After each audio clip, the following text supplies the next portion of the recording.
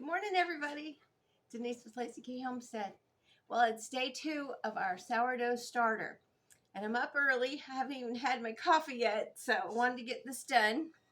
Here is a day 1 starter. That's what it looks like inside.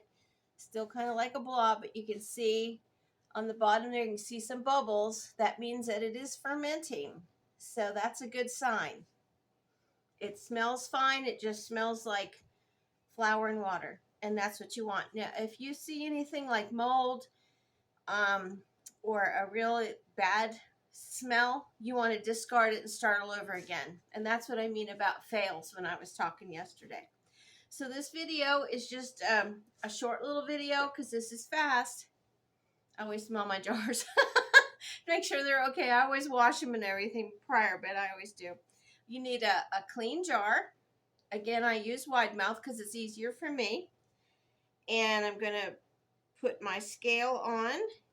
Let me go ahead and put this tripod down so you can see what I'm doing.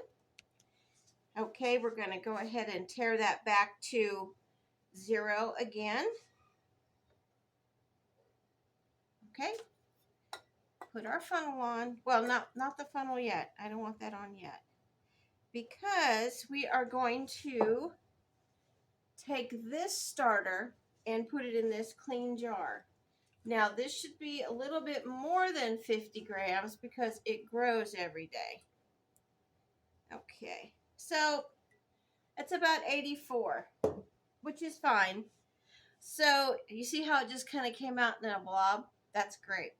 So what I'm going to do to this is tear it back to 0.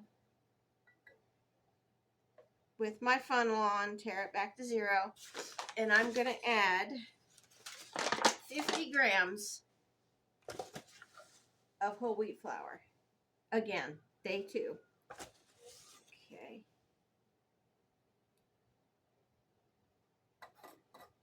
Okay, we're at 50. Well, it says 48. Let's see, we'll do 50. Like I said, you want to be pretty precise in this, especially with the flour. The water you can be a little bit over with because it's all right. But flour, you want to make sure you have it at least what you've got in there. Maybe 1 over is okay. All right, I'm going to go ahead and tear that back to 0. And now I'm going to pour water in here. Now this is room temperature water. It's not cold.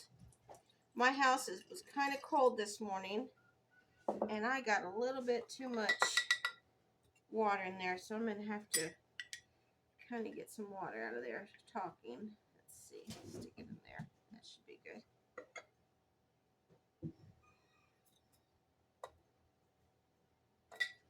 I have to make sure I have all my weights right, because I had that on when I poured it in. Because I got up to 57.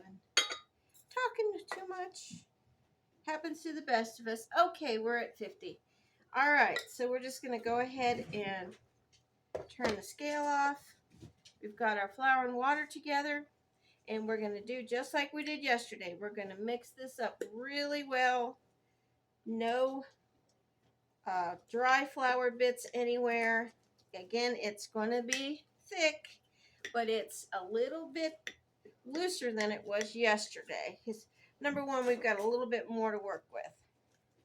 So I'm just going to go around the whole jar bottom there and make sure I don't have any dry flour. Okay, there we go. It looks good. And we'll just scrape this off, put it in there.